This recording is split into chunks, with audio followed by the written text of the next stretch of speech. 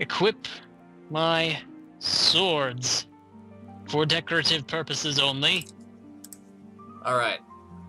Okay, so... Okay, on the stream. We're live, Jeff. Yeah, 3, 2, 1. Yeah. We're going. Okay, go. Yeah. And have fun without me for a few minutes. I apologize. Will do. It's okay. I'm doing the not so exciting part of starting new anyway. So. I don't know. A lot of people find that to be the exciting part. Oh, well then. I mean, when people see how many characters I have in my list, they're like, wow, you really like the character creation. You don't have a limit? You didn't set a cap on yourself? Currently, no. So I have something like 17, 18 characters. Woo! All right. So, I'm just gonna create a new one here. I guess I can ask questions throughout, and right now. Yeah. And let me open up a little side window because now that I know everything's running, let's see. Looking at these characters, male, female. I can't be a female. Should be able to. Oh wait, it just takes a second for it to render. Okay. Yeah, it takes a.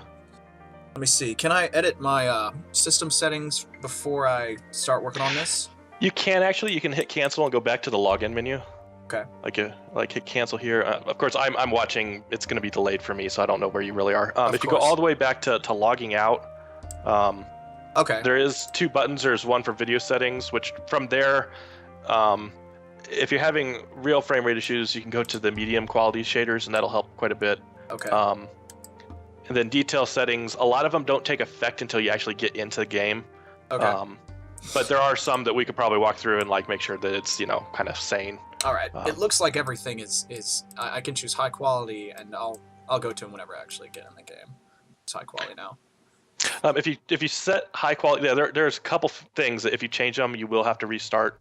Okay. Shader quality is one of them. Unfortunately, you will have to restart for that one to take effect. But you might as well go through the details. the other settings. Okay. All right. Cool. I didn't realize details was more settings. All right. Yeah. Let's see. Enable fur. No, we don't need.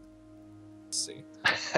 Say, really? You're not going to turn on the fur? That's it's like the best candy. Oh man. Okay. Well, I'm going to turn everything except. What did you say? What did you say was the one that would slow it down the most? Under shadows, there's like extended.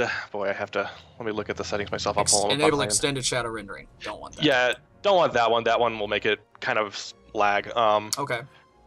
And then the shadow resolution, I would kind of recommend like maybe medium, for the resolution and distance. Yeah. Atmospheric effects, if your computer can handle it, it's really beautiful. Doing it. So I try and do it. I kind of keep the settings around medium, middle of the bars. Putting them way off on the right-hand side honestly doesn't make it look that much better even. Yeah. It's one of those it's one of those, we just put the settings that I know it's capable of, and then later we'll kind of figure out, okay, going this high doesn't even make any sense. Right, so, exactly. Okay. Under terrain, yeah, everything else should, like I would put terrain, under terrain there's clutter options. Yeah. I wouldn't put those more than about like, say, 2/3 of the way to the right. Otherwise, it'll go for it. We're gonna put just grass everywhere, just so much. Pretty grass. much, way out into the distance. That's right. It's gonna be 500 mice on screen at the whole time. I don't know why you would have that. Okay, shadows, atmosphere. I think post effects. So much bloom. Yeah, I mean the bloom. I would recommend you keep it on if it's gonna be nighttime. It looks like it's nighttime in game. Because at least with bloom on, you can like put the brightness up higher. And if you don't like the actual bluey, the blurry effect, you can turn the strength down. Okay. And it won't be quite as blurry. I'm okay with the slight blur and softness. Okay, well, no game offers such depth in settings on your bloom. Woo, so much bloom. I'm ready. And you could turn the bloom off. But while I'm doing this, I guess you can answer like people's questions in the chat while I go through this. Oh, sure, yeah. If I have any questions while I'm doing this. Let me look through here. Love starting fresh. Okay, someone said good question. So, what is there going to be for hardcore gamers?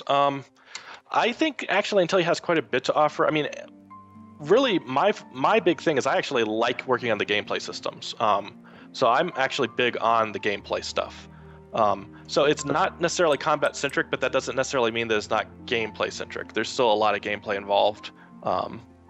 it's there's definitely going to be harder challenges and easier challenges for different style of play. So I imagine even with our quest system, which we'll probably get into later, there'll actually be some decision that you can make over how difficult you want the challenges that you face to be.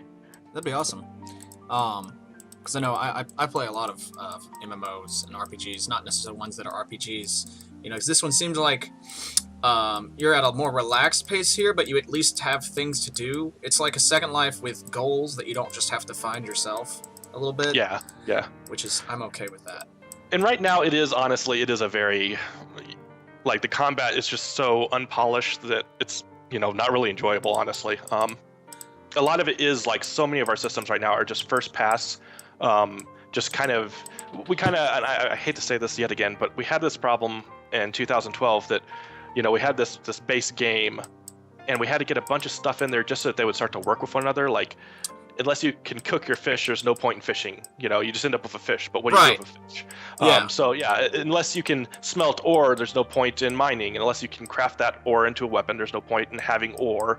Right. So in 2012, we kind of had to go through and just add like 7-8 gameplay systems just to have something so that all of them started to work together and started to form some sort of gameplay. But now we need to go back and look at each one of those and actually make them like good, detailed, and fun. Right now, everything's very bare bones. Yeah. So. Well, that's okay. Just like getting everything down on paper, you have everything brainstormed out, and seeing the systems work, I'm sure, will make adding to it a lot easier. And that's one of the things we did was once we put them all in there, then we kind of started to see all the relationships and how things kind of work together and stuff. Uh-huh. And then, when we started redesigning the systems, I think the stuff we have on our design documents now is actually really good stuff. Mm-hmm. A lot of it I've never seen in games before. It's just kind of like, I actually, to be honest, I don't play a lot of MMOs. I played like Final Fantasy Online. I played a little bit of Lineage and some Guild Wars 1. Right. And that pretty much wraps up my MMO experience. I've never really played WoW or any of those. So I kind of come from a position of, I know more of like the Elder Scrolls kind of games. That's kind of stuff that inspires me. That's probably a good thing.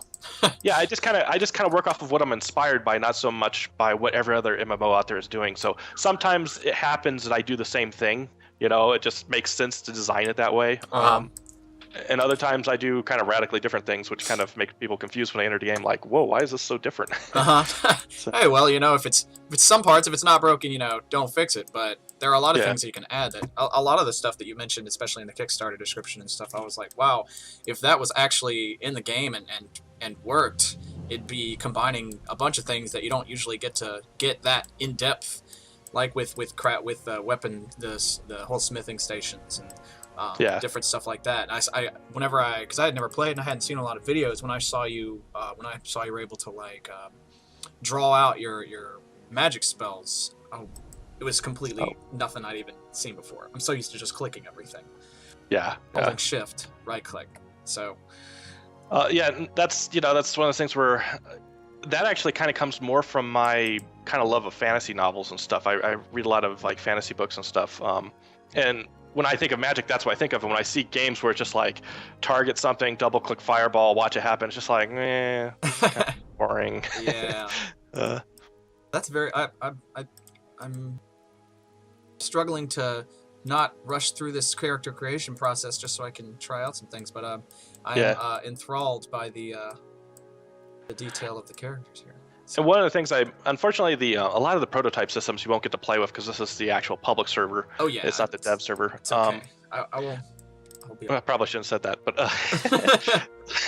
but no, shh. Yeah, one of the things I can do actually is kind of cheat a little bit and give you some coinage here early on in the game, so you don't have to do.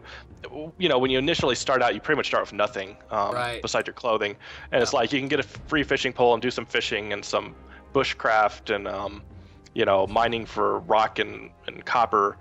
It's kind of a slow grind, and I hate to use the term grind, but it is kind of a grind right now to get your character started.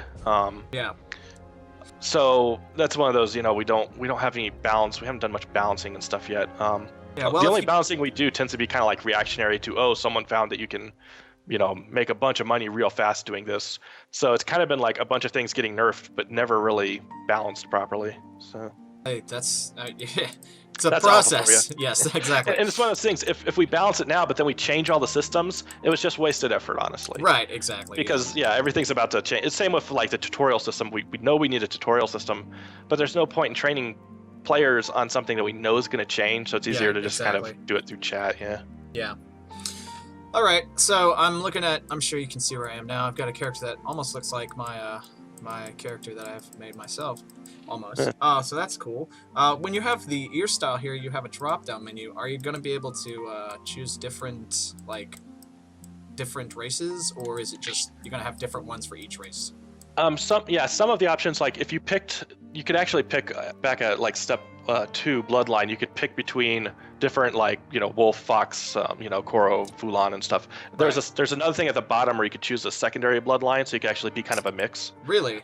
And if you picked a mix, then you'd have both options from both your primary and secondary bloodline for a lot of things. So if you if you put some like Koro blood in you, you can actually have as a fox, you can have like horns and the deer feet and the deer tail, Oh, cool. All right. That's awesome. So, neat. And we're definitely going to have, the customization stuff. It's come a long way. I mean, it was pretty rough at first, but it's come a long way. But we definitely want to have more patterns and stuff in the future, more options to choose from, of course. And there's even the creation system is still missing whole tabs. Like we want to make it so you can provide a bit of a history for your character, history, education, family. Right. Give your character some background so that when you get into the game, NPCs and stuff can kind of know you a little bit, kind of know things about you. Yeah, I like that. Especially if you come from the same town, it's like, oh, I remember, you grew up here or whatever. You you went to school in this town or something like that. It's very neat. Like variables that have to do and with instances you run into throughout the game. Very cool. Yeah. Oh, let's see. And in case someone's asking what the main races are, it's basically wolf, fox, deer, kangaroo, and cat right now. And we have plans down the road to add kind of like a whole nother subset, like a whole nother species that are like dragons, still have their own kind of bloodlines and different types. And then also another one for, we call them the Reisui. They're kind of like I hate to use the term, but they're mostly like smaller mammalian, kind of like rodents and stuff, squirrels and mice. And it's okay, nobody's offended. Yeah. They'll get over it. I don't know. I don't like using the term. They're not rodents to me, but they'll have like a steampunk theme. They'll be a little different. So like when people call bunnies rodents, it's sad, but yeah. And then they find out, oh, we're putting the raccoons in there. What? You can't do that. It's not the same. So, it is. I literally returned to hear raccoons. Welcome back. This is Jay for people who are listening. Before. Yes, and I apologize for not being here for the better portion of this. It's okay. We're still early on. I'm still making myself. Oh, well, good, because I'm not sure how long I'll actually be able to stay before social convention captures me again. It's okay. See, the character creation thing is fairly, It is. You get hooked on. I know, right? It's just like, man, I wonder what happened if I did this. Especially if you can combine more than one. I'm like... You could make a separate game all about that. I'm gonna be super fluffy. Oh, yes. Get those fur there's actually going. a slide. Yeah, there's a slider for fur length even. Yeah. Oh, that's fang length. Yeah, fangs need to actually be longer, actually. I have a bit of an issue of how short they are right now. All right, well, I'll make them longer then. Jeez, tell us how you really feel, Jeff. I'm just note to myself. Yes. All right. Whenever same with some of the ear settings, like the ear settings don't have enough effect for me. It's like it's not doing enough. Yeah, I was noticing that it wasn't extremely. Some things I'm sure if you made them too long, silly. Yeah, it starts to kind of break apart. Yeah. Not true. What about Phoenix? Well. I'm just mean like the mesh starts to kind of like fold in on itself and stuff. True. Anyway, technical. Yeah. All right, moving on. Let's see. Please select where your character was born. Okay, so they each have backstories. Wow, that's a lot more places than I expected. Let's just go with wine, a drink. Choose carefully. You are literally defining your entire life right now. Yeah. A lot of people just probably choose next. So let me see. Fair, frequent storms. Don't like that. Warm and sunny with light rain most days around noon. That's nice. Talikas? Let's do that. Moving on. Please choose a name for your character. Well, that's easy. that was probably taken. Is that green? They look like those fortune things that you can unravel. Fortune cookies, or it's actually a little magic crystal, just a little icon I had. So. I thought it was like a little flower, but the more we know. Choose a name for your father. My father's real name. My mother's real name.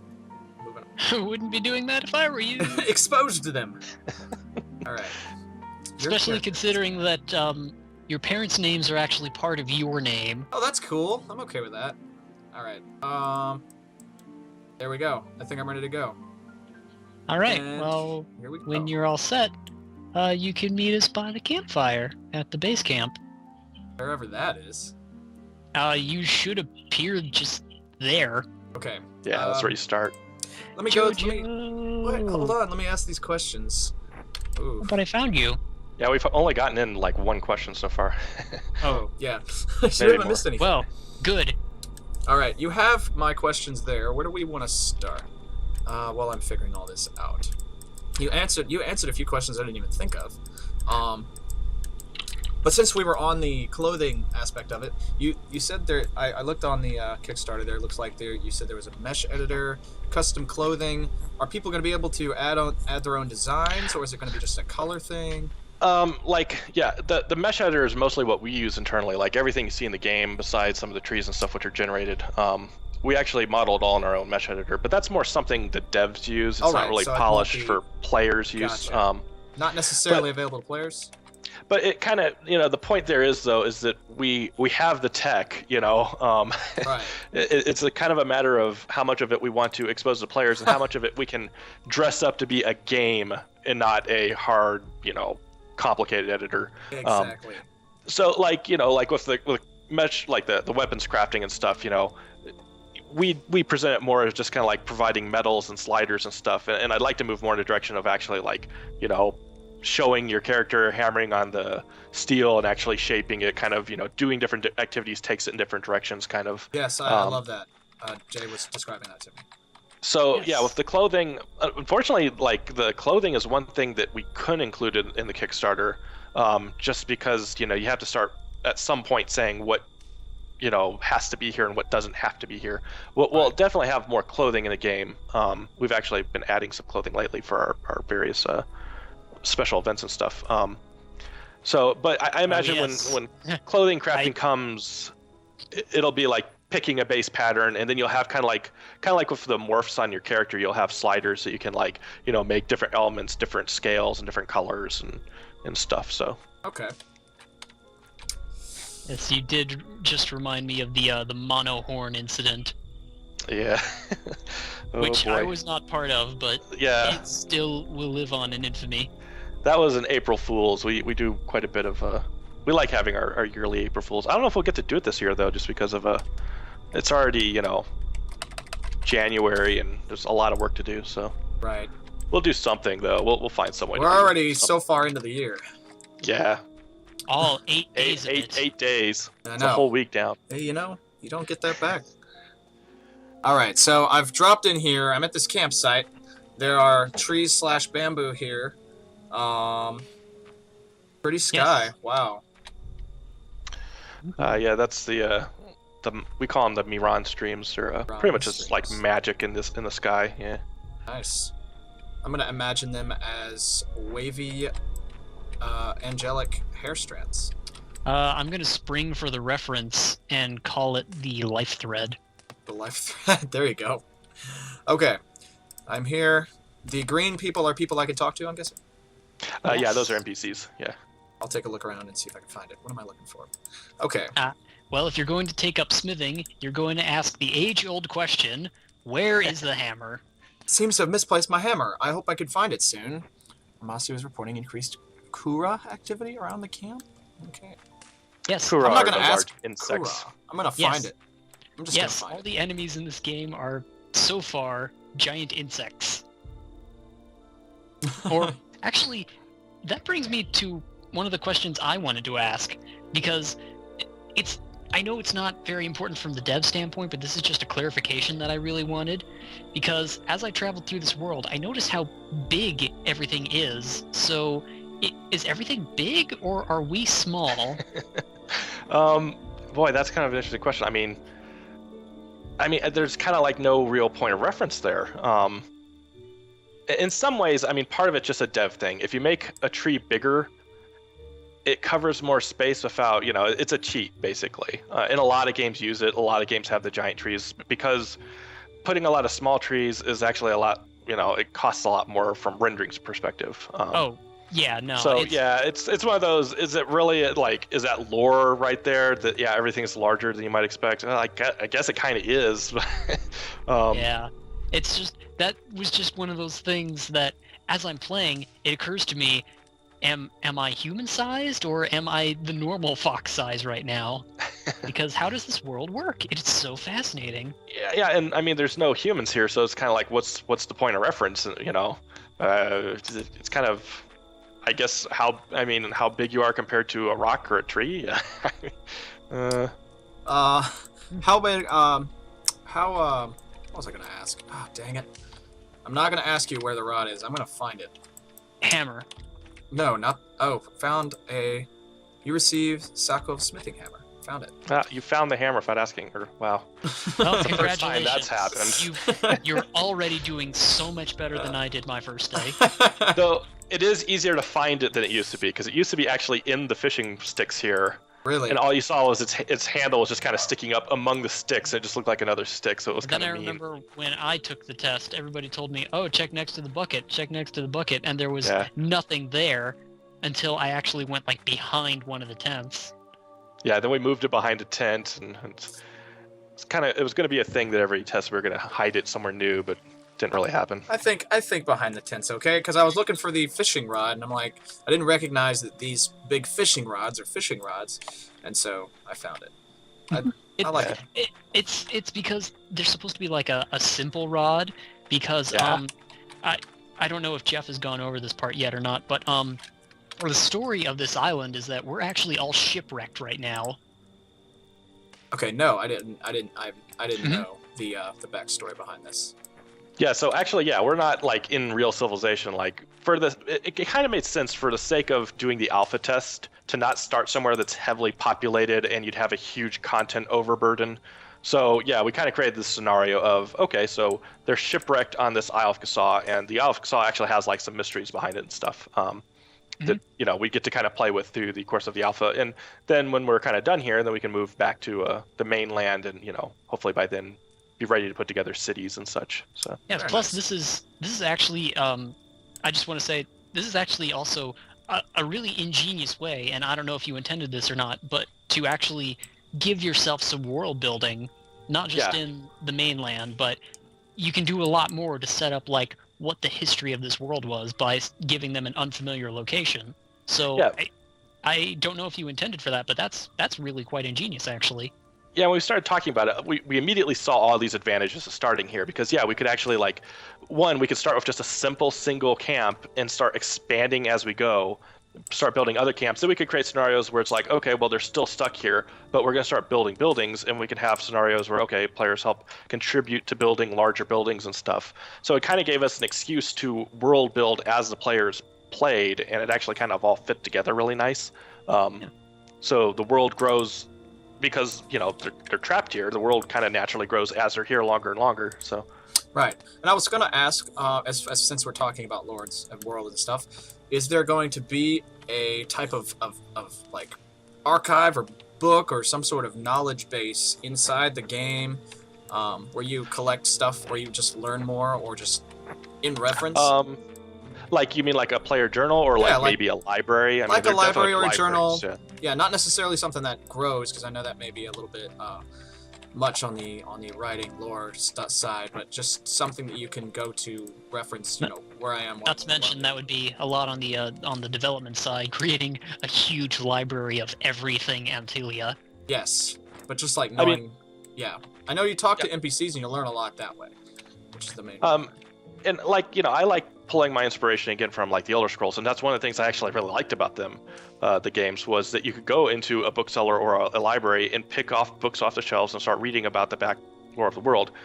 Granted, that's a pretty tall order, so that's not going to happen. What? You're not going to be Bethesda? Come on. Just kidding. But I mean, we are gonna put together a book system that the players. It's one of those things. If we put the system together, we might as well make it something in the game that players can use too.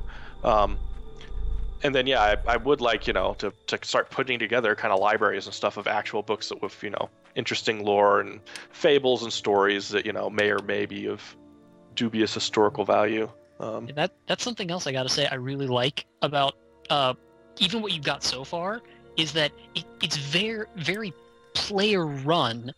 You've basically created this world and given us tasks that we can do and says, hey, go with it. Yeah. And I genuinely love that.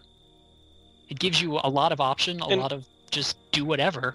I mean, yeah, we have a lot of concepts for the backstory and stuff that we want to use. Like we have these different cities and histories behind them, and we have the Taipei have their gods. They have kind of their own histories. At the same time, though, I expect this to be a very player-run kind of world. Like, okay, so here's kind of the history of the world, and here's kind of the setting. So there's an established setting that we're all playing from. But then I expect, like the inns and taverns and buildings in general to actually be run more by players and less by everything's owned by the NPCs, and you're just kind of this wandering adventurer that comes and goes like everybody else. I really want it to feel like more like a player-owned world, That actually leads me into two questions that you brought up over there, and I'm sorry if I'm hogging all the questions, but like I said, I don't know how much longer I'll be able to stick around here. No, it's okay. I'm just trying to figure out how to fish. Okay. I might have to give you some hints on that one. Well, we'll see. You did say you hadn't designed the tutorials yet. Yeah. I'm standing here with my stick. My first question that you unintentionally reminded me of was you mentioned a lot about the Taipei, did you say? Because I'm so used to, in my own mind, calling it Tapi, but that is a consistent problem. Yeah. That's neither here nor there, but you say that they've got a lot of lore with their gods and stuff, and I've actually read up on the Vulan gods, and my first question is, are they supposed to be like gods in the kind of sense that we're used to? Because with the description you give them, it seems like as though they're people, just like it confuses people. Yeah. So is that how does that work? We call them the gods just because that's just kind of the way it kind of developed and it kind of stuck at this point. But yeah, they are physical people that you can run into in the game. And they're kind of like they have a gift that they're immortal. They don't die, they don't age or anything. So they actually do date way back into the Taipei history, whereas all the others, thousands of years have gone by, generations have come and gone, with the exception of those 10 who've actually been alive since near the beginning, basically. So they have an interesting perspective on the world because they actually know all sorts of secrets, and they have their own agendas and their own kind of, I guess you could say, missions or objectives. The different, we kind of, there's 10 of them, but they're kind of grouped into pairs, basically. So, they each kind of have their own little objectives, and it kind of creates, I don't know, kind of an interesting, some political intrigue there. And just with the way they're trying to guide the Taipei.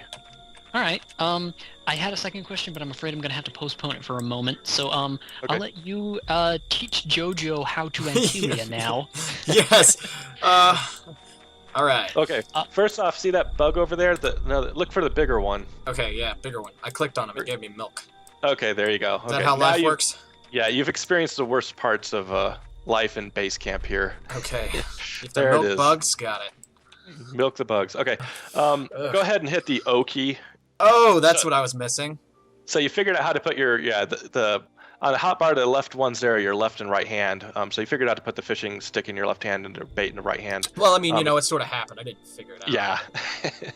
If you hit is it I think? No, I is inventory. Which one you was will the bring up character? your equipment. There we go.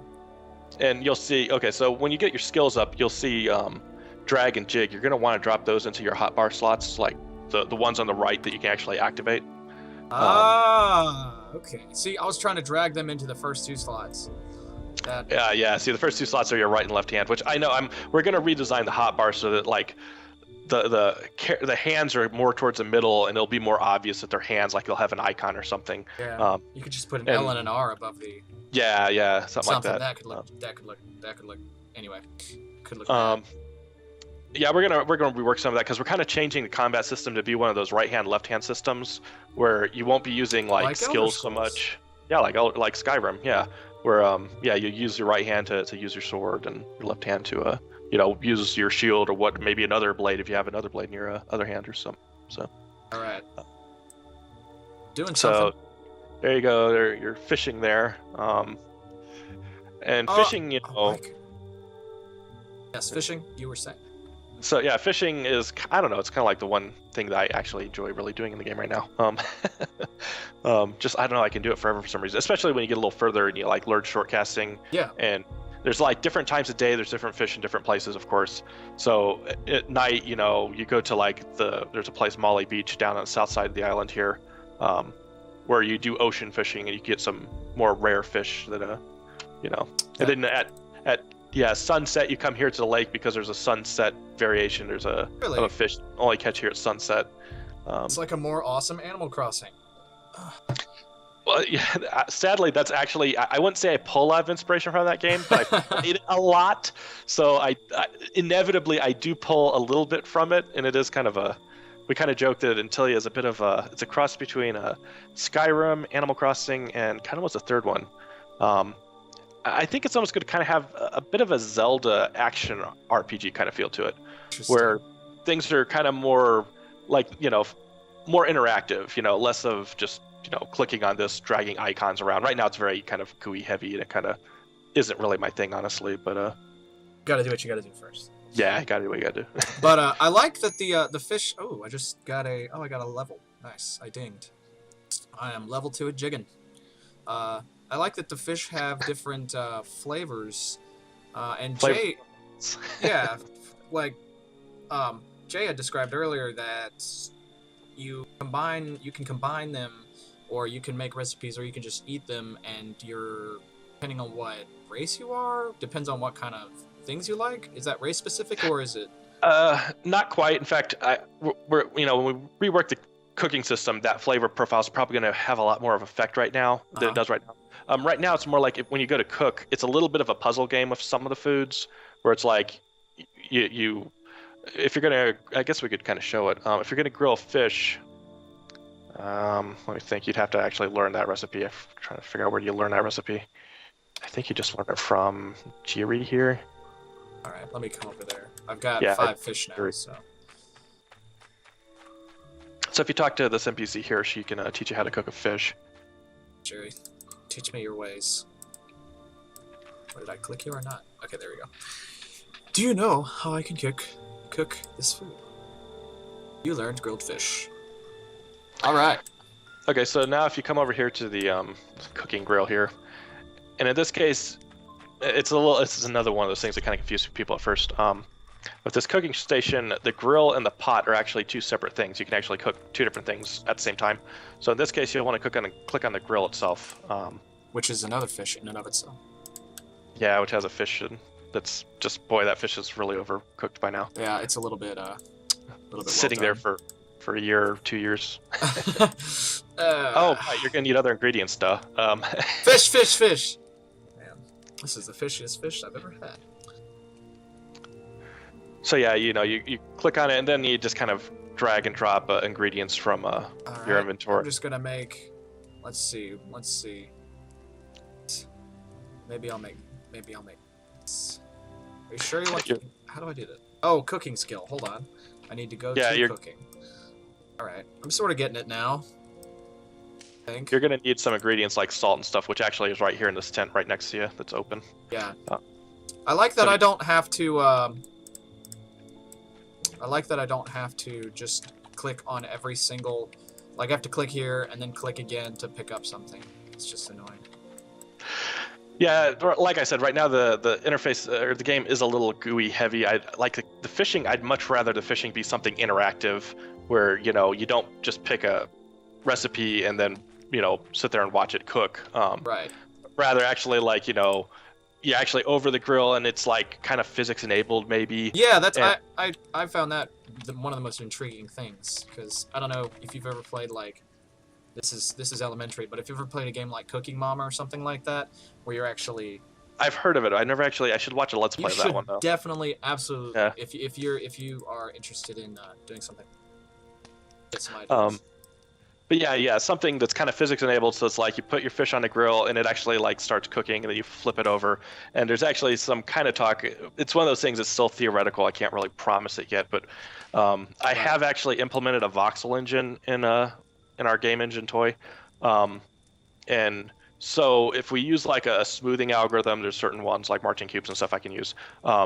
We were thinking about actually making the fish turn into, when you take it to cooking station, it would actually become a voxel-based item.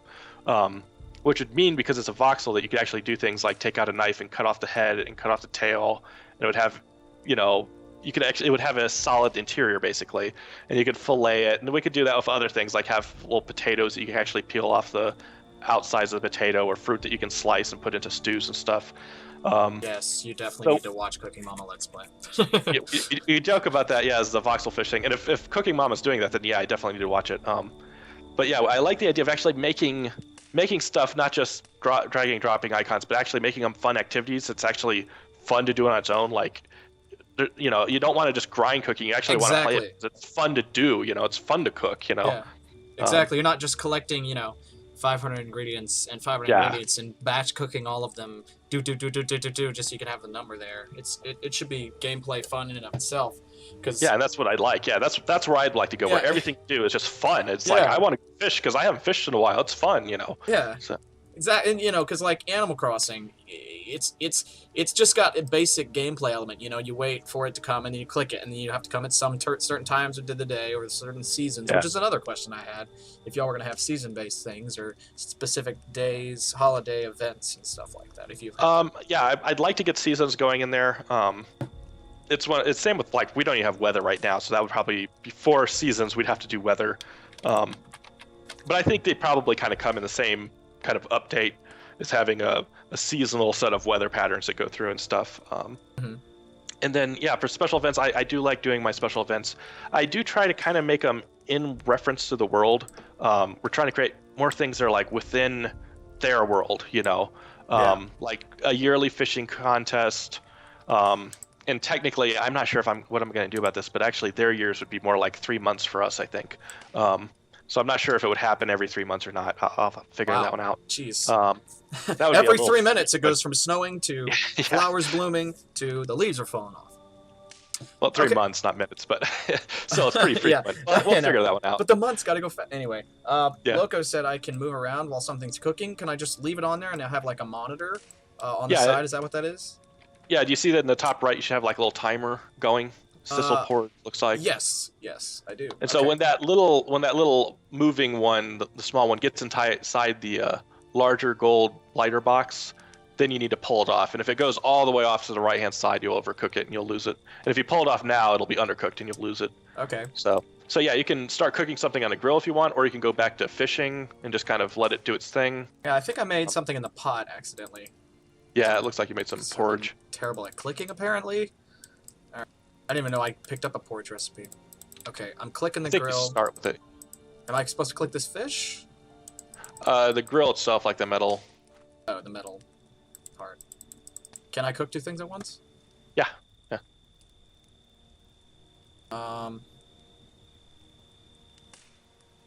Grilling rack.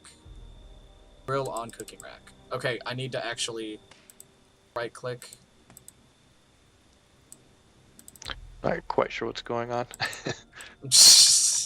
Alright, I'm looking at watching stream, but it's lagged, so I don't know. Looks like you actually have a fish. Is that an undercooked fish or a grilled fish? Or I don't know what kind of fish this is. Let me see. I put a fish.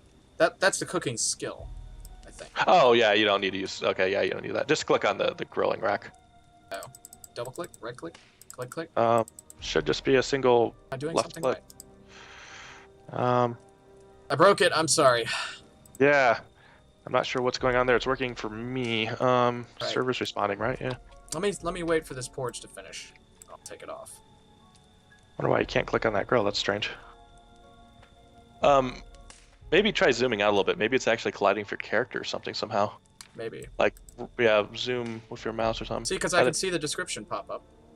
Yeah, if you see the description and you click, it should be able to. Hey! Alright, there we go. Wonder what the issue is there.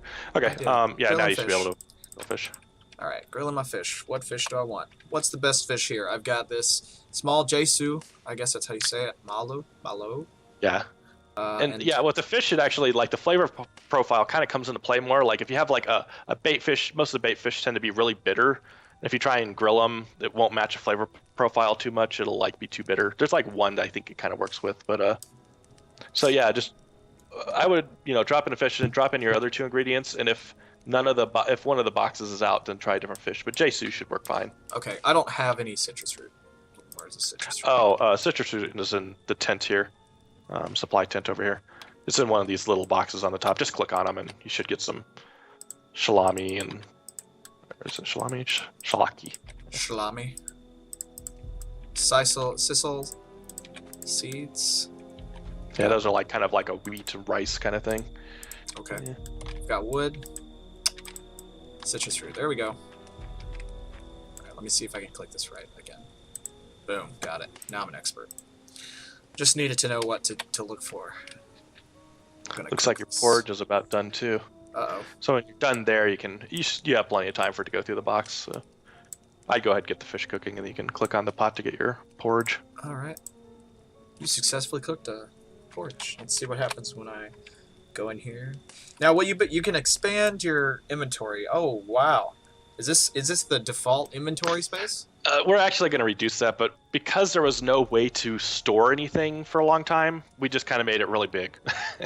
But yeah, I think we're going to have to reduce that because it's a little game breaking at the moment. Just sure the players can carry so much stuff.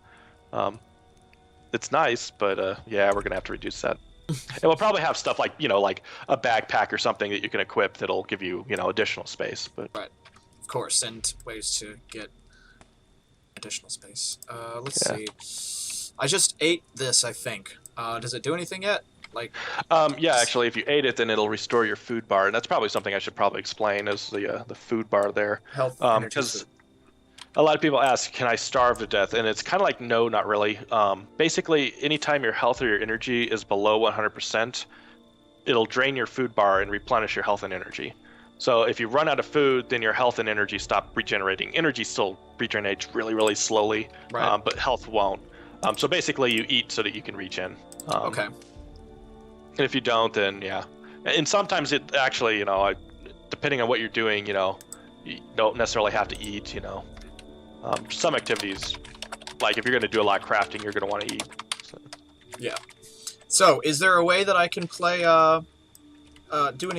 Check out any combat or anything or magic? Yeah, let me do a little bit of a cheat here. Okay, I like cheats. See, let's get your.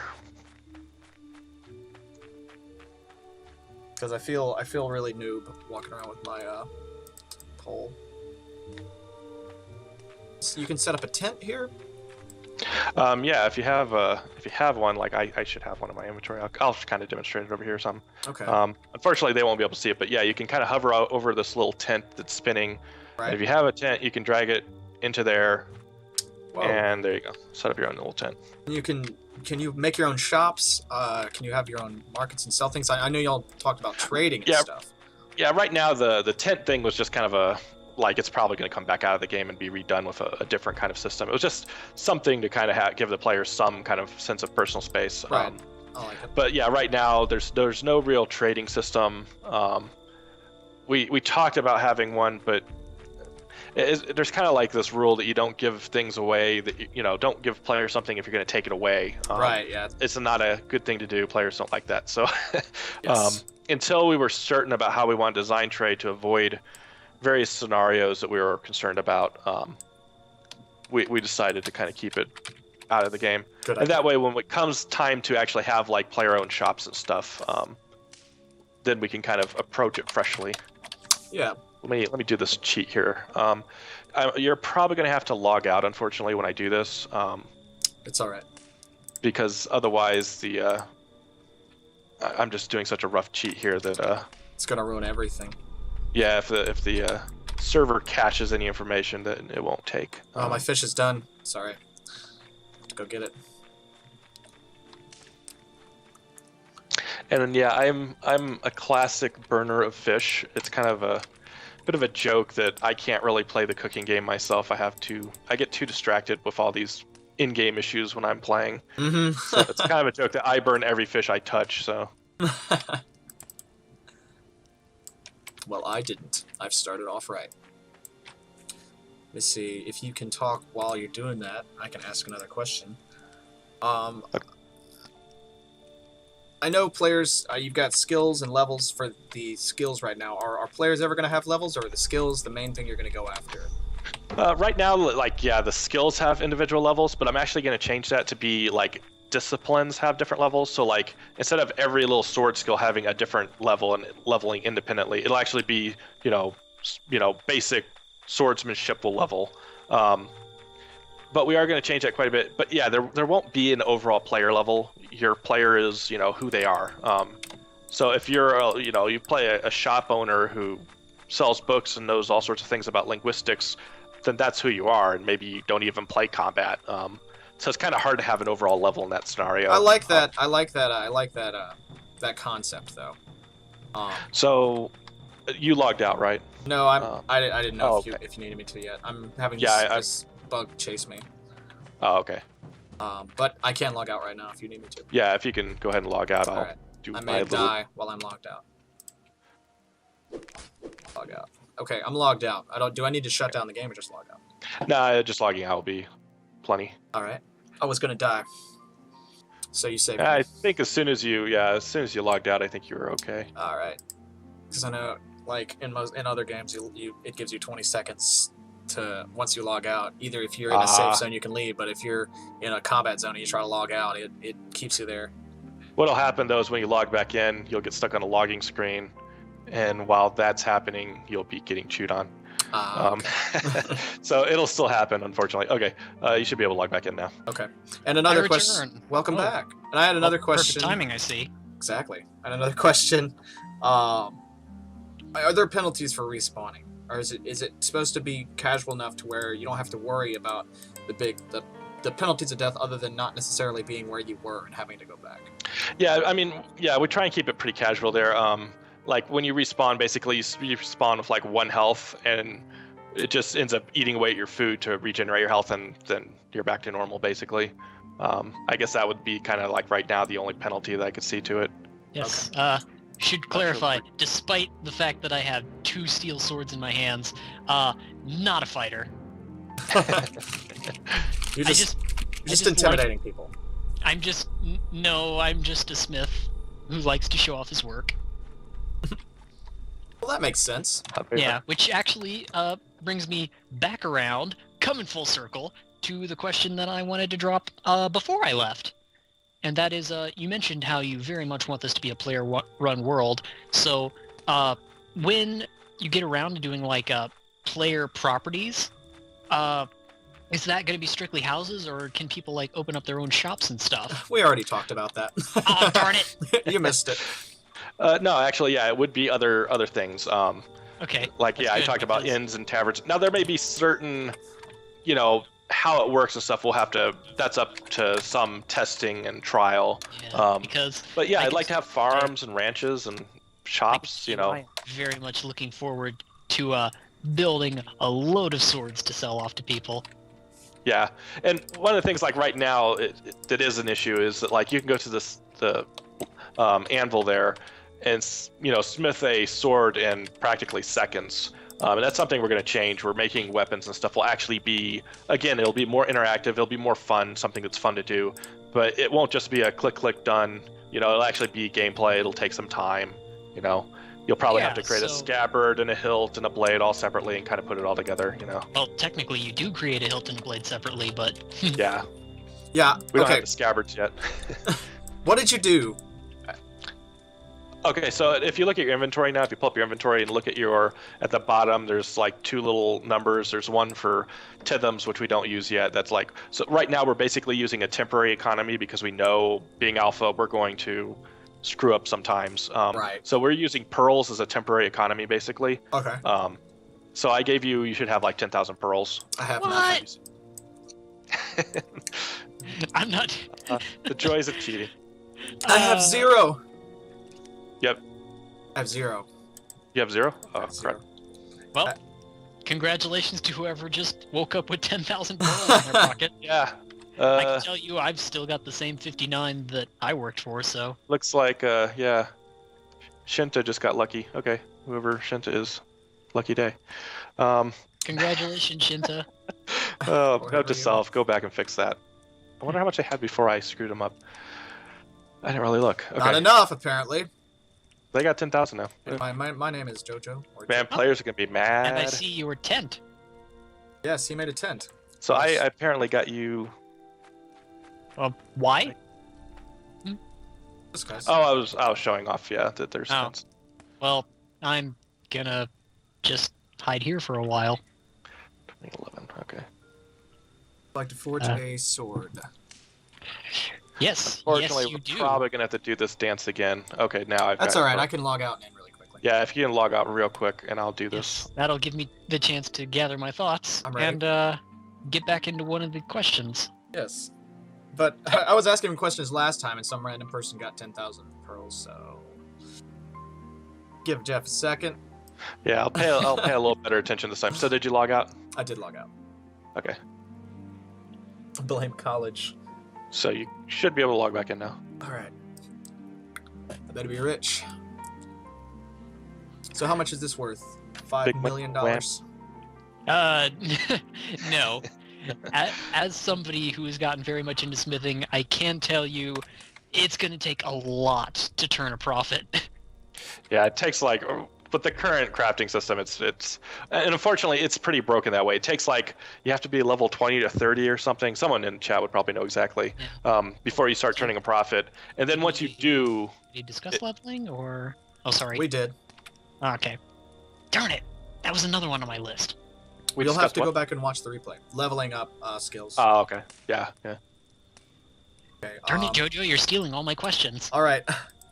Well, what do we have now? Okay, I've got learning how to make a long blade. What did you give me these for? To show me what? Just so you can buy materials, crafting materials, basically. Okay. Okay, I've got... But yeah, you'll want to talk to Sakub there and actually learn how to smith these things. But then you'll have to run over here to another camp that has the actual minerals for sale, or the metals. Okay. Sorry. Yes. That is how I made my blades, because right now the only minerals that you can actually mine are copper and iron and stone, which is currently useless, I believe. Yeah. Yeah. And all the other metals you have to buy. So Okay, where can I buy or mine these metals at? Okay, come this way. out of camp over towards the north names. side here. Follow the light of his little lantern. I know, it's very nice. I know. You can actually change the color on those, yeah. And since we're talking about combat and making blades and stuff, I haven't started any combat, so I can't answer these questions myself. Are there going to be like bosses that you face or air spawns? Yeah, we'll have a variety of things. And that's something we haven't really talked about is our whole quest system. That's kind of a whole complex subject on its own, right? Honestly, but yeah, it'll set you up with like smaller combat, encounters, and then work towards larger ones and stuff. So, and we've actually had some semi-unplanned, I would say, kind of special events in the game where, yeah, large amounts of enemies will appear, or larger than normal enemy will appear. Most of that was just kind of actually, sporadic. See if we could do it. Yeah, see if we could do it. Enemy flash mobs, right? Actually, by coming to the mining camp over here, you have a great chance at getting in on some combat because the cave in the back here has a couple of kura in the back. That's why I never go in the cave. Yeah, cave is kind of like, yeah, unless you're going for the teleporter or you just want to level combat, there's kind of a good place to kind of stay away from, honestly. Okay. Yeah, well, I went in there under the belief that I would find more minerals. And if you don't have a lantern, definitely don't go in there because there's no light in there either. You have to have your own light source. Yeah. Okay, that was so the next thing I was going to save up for was light. all right, so I'm here. I've got a looks like a pickaxe of some sort. Yes. Okay. You want to go up to this deposit over on your right here, because otherwise you're just going to pick up stone, Makes and sense. you're going to use your mine copper skill. Oh boy, we're really gonna mine. Do we have to? You don't have to. I mean, you can just go talk to Pujo here and buy the ingots. I mean, I do Yeah. have the. This is kind of why I I gave got you the the cash. pearls. Yeah. I love clicking as much as the next person. Otherwise we're gonna mine. We're gonna have to smelt, and it's kind of like it's gonna be the Why slow do way the to do work it. when you can pay somebody else for it? That's right. Okay, I'm buying. How much? What are we thinking here? Depends on what you want to build. I would just buy like one. I mean, honestly, just buy like one stack of each of those, and you should have buy 2 stacks of every. yeah, just enough that you can kind of play with it. Yeah. Okay. I have to see what all Pujo sells, because I don't know if I have the best. All right. I've got 10 of everything. Okay. We need to go back. Yeah, I'll swim back to. So have you base camp. installed flying mounts yet, or is that? I'm just kidding. No, there's no flying mounts. Let me think though. Oh, that's pretty. Nah. Yeah, should there's just- no flying. Is there a way to go back to? Is there a way to go back to the home camp? Well, you can run there, or you can can run there. spend your energy and teleport. But why would you do that? Because I want to see it done. You lazy fox. How do you do it? Just hit T. Oh, cool. The trees look like tentacles. Okay. T. I They're don't know if mushrooms. Yes. Oh, mushrooms. Yeah, totally mushrooms. Base camp teleport.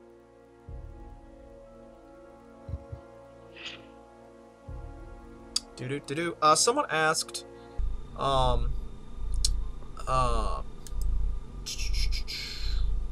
is it? Ah.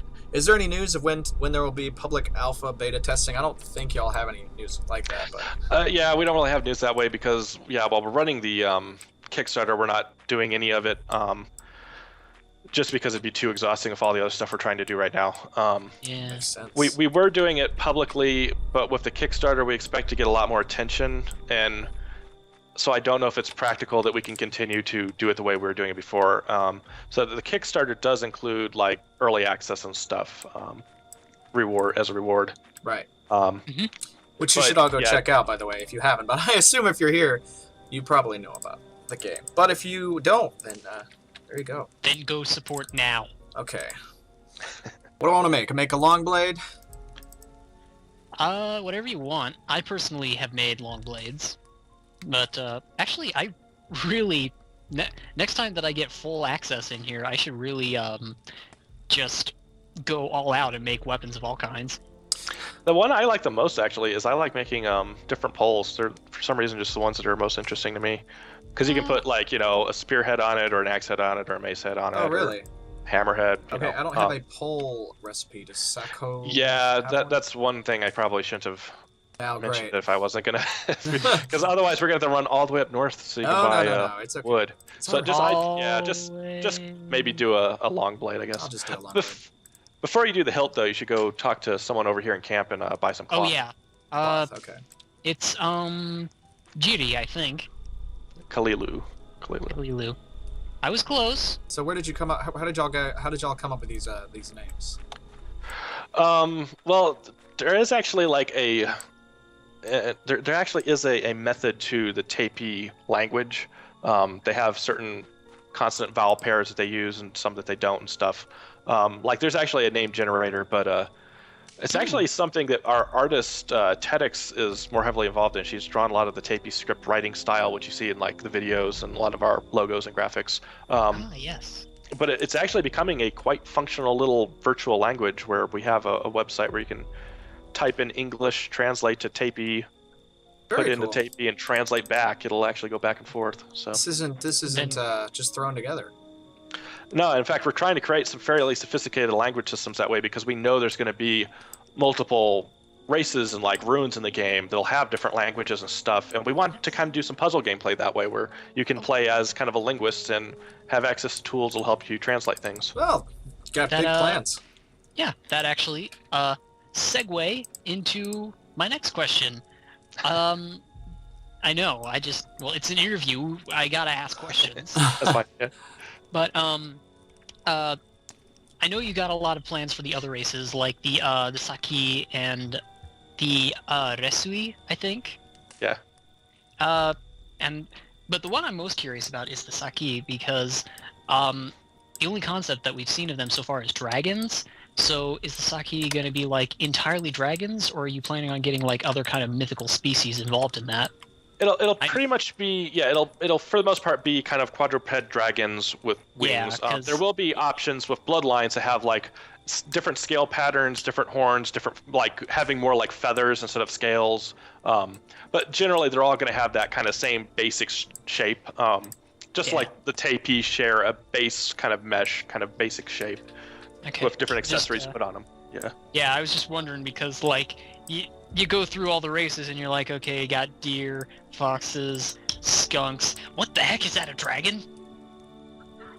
Pretty much. And the one of the things we're doing too is the different races actually will have kind of like a different kind of play style, really. And that's why they have to really be considered expansions. They're way beyond the scope of what we can do immediately as a Kickstarter. Yeah, and that's also why so far everyone is a Tapi. Yeah, like the Saki, they won't be doing the crafting stuff so much. They'll be much more kind of based on their ability to kind of like morph themselves into different forms. Like they can take on a fire form or they can take on an ice form. They'll be able to fly. So they'll have like a completely different kind of skill set and different kind of gameplay. They'll play differently, but they'll still complement the Tepi and the Reisui in the world, you know. So yeah, we kind of, you know, they're radically different in a lot of ways than just a Tepi are. Oh, cool. So because of that, you're technically getting like 3 different games in one based on these races so far. Yeah, once we get all the races in, it'll be quite a Sorry, I was distracted by the video there. And it's like it's delayed, so I'm watching something you did 5 seconds ago. But yeah, I mean, once we get all the expansions in there, it'll be quite the game. And that's why I say, you know, it's like how many character slots there are. I don't even know if it's enough for me, because by the time I make Reisui characters with this kind of steampunk gadgeteer theme going on, the Saki with this kind of morphing, yeah, it's like they all sound so much fun to me that, you know. Yeah. But we really want to kind of wrap up the Tepi and get them finished up, and so we can start working on these other ones, because they're kind of just as important. I really want to get into it. We have a lot of ideas for them as well. So forgive me for saying this, but it sounds like that right now Antilia is probably the best case scenario of organized chaos ever. Yeah, I mean, it's kind of come from just, you know, a lot of just free open brainstorming, you know, where we just throw out a lot of ideas and just kind of, you know, over time you start to figure out these patterns that start to, you know, fit together really well. Kind of triangles and whatnot. Yeah, that sounds fantastic, actually. And, you know, we're pretty, you know, like we've been doing with the live streams now, and before that we were doing the alpha tests where we play, like I actually come in here and play the game when the alpha tests are running, and kind of like, you know, talk with people in the community and kind of get, you know, feedback from people, you know, how people feel. You know, we try to be very, you know, open and in touch of, you know, the people playing our game, you know, what's working, what's causing problem and pain, you know. Okay, I'm here. Now what? Okay, so you created a weapon. Looks like you created a. I see you managed to attach the hilt to the blade and everything. Right. Okay. With the help of one of our watching viewers. Ah, okay. So. And not the person right in front of you who has swords. You're busy you talking. should be able to just put it in one of your hand slots. In fact, I think you have to put it in your right hand slot if you're actually going to use it for attacking. Otherwise, it's just kind of in a decorative hand slot. Okay, well, I put this here, and now what do I do? I'm not sure what you mean. If you're at the assembly window still, you can just close that window. Oh. With the close button there. Okay. And now I'm here. And do I have a sword in my inventory, or...? Yeah, unfortunately, you still see the hilt icon, but it is actually your full sword. Oh. And that's something that's the reason why we're doing this like 3D inventory prototype thing, is to solve this problem that if everything can be customized, then this icon idea doesn't really work. We really need like 3D previews of everything, because everything's going to be so unique in the game. Yeah. So that's kind of the direction. That's why we started testing that 3D prototype. Let me see if it's available. I don't think it's available. That is very cool. That Oh, it's turned off. very cool. Did you really make a gold sword? I did. Well, if you got the cash, don't hold back. Well, congratulations on making something that will always only be decorative. Yeah, it probably breaks when I hit like the udder of this bug over here. Anyway. Following the great footsteps of one of our most famous players, actually, who is very well known for his golden source. There you go. Because they're like once you get high level crafting, it's like the most profitable is the golden sword. So. Well, okay. I can imagine. So next, we're gonna have to learn some combat skills, which unfortunately this is a little bit of a trick part. Yeah. Because we gave Ramasu here this running pattern, so he like looks more active, and we were testing out kind of giving NPCs movement. Yeah, I noticed him running around. The downside is when you try to click on him to talk, you have to stop, click on him, then you're okay. If the conversation dialogue pops up, you're okay. Just don't move, or else it'll go away. Okay. So it is a little bit awkward, It really should be if you click on him, he stops, you stop, and you talk to one another. But right now, he just kind of runs off and keeps going on his little pattern. So that's how things work in life. And somehow hears you. Yeah, Alpha, yay! Hold on, I'm gonna find him. He's over. Yeah, there he is. Got him. Okay.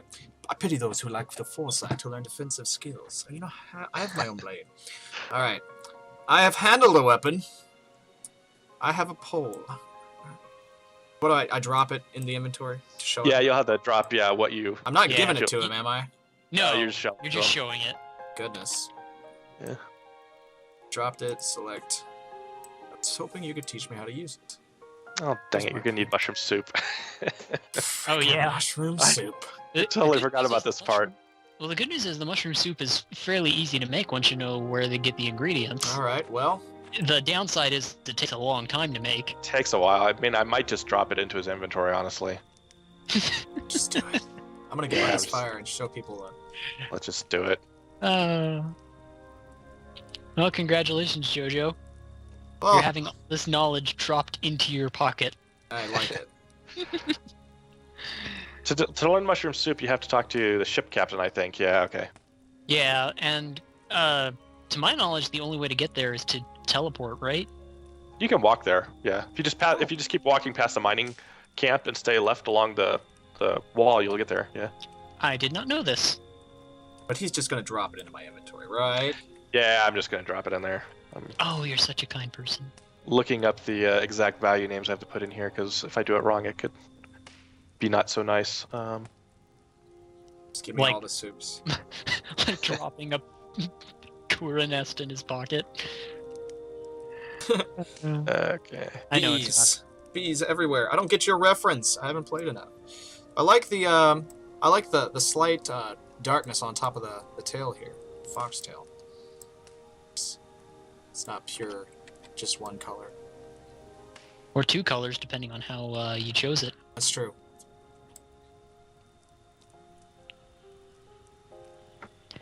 Okay, so mushroom soup.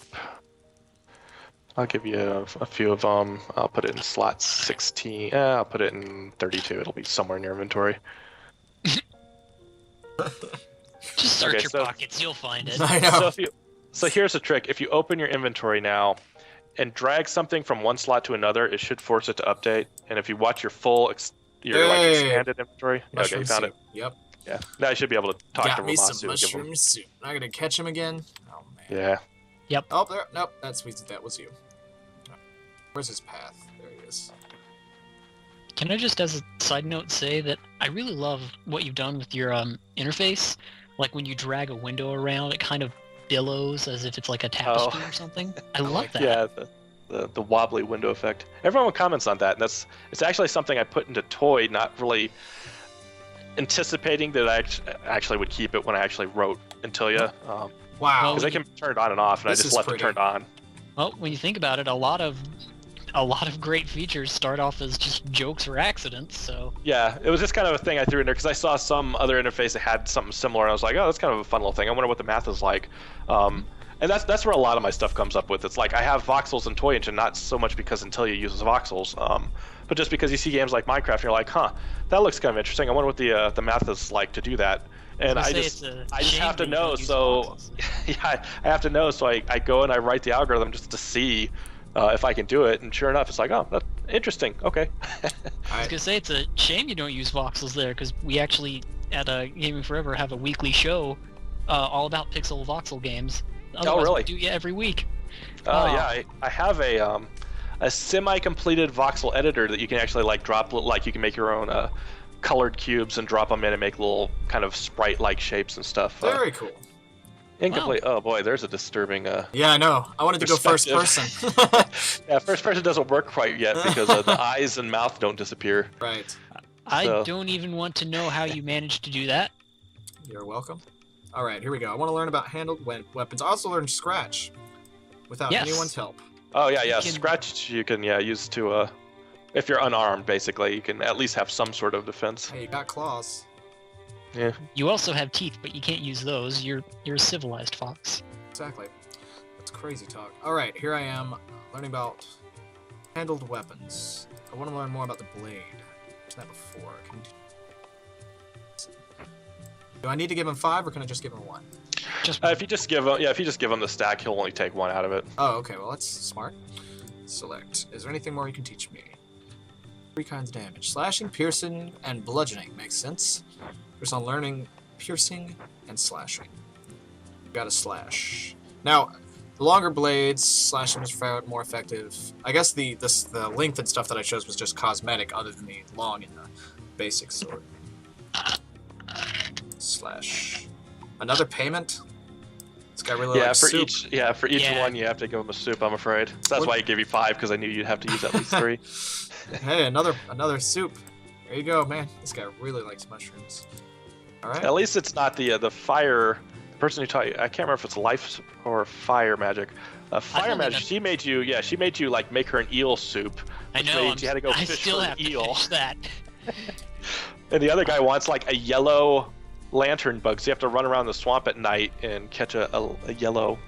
I have to meet this person that teaches life magic, because that's really a lot more of my forte than fire.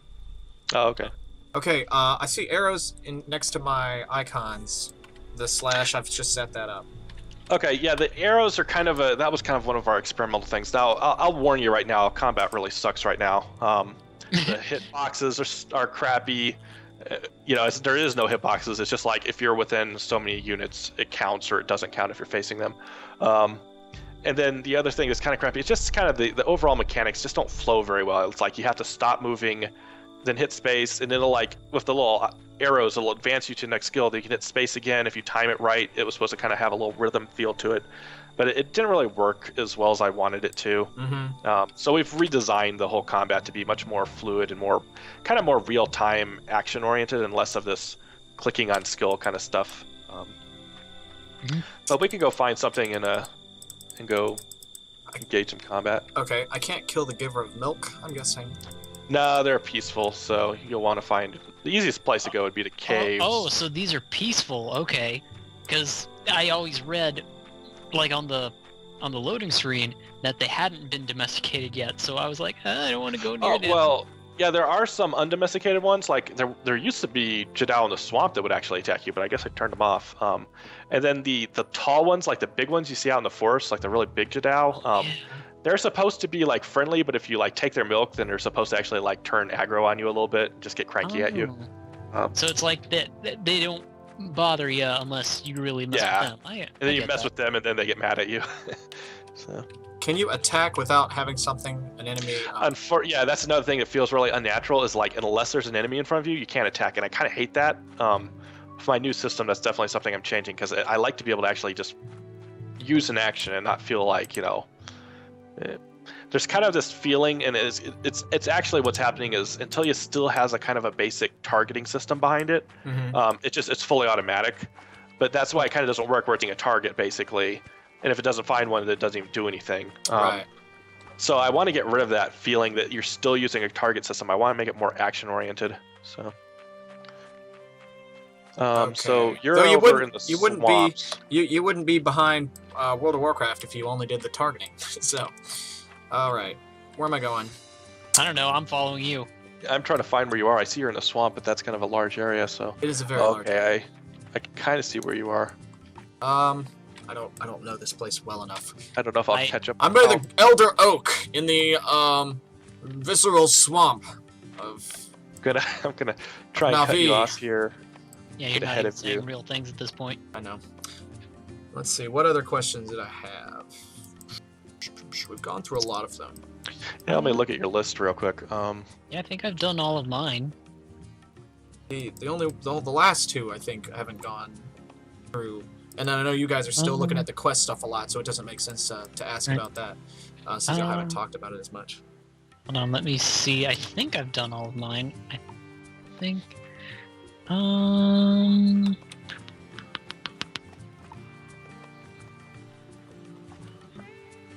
Skill leveling.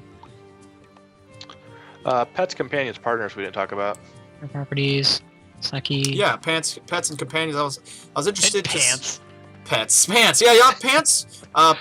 Pets and companions. I know that's a big thing in a lot of games recently, like with Torchlight and Dark Wars. That's one that kind of came up recently.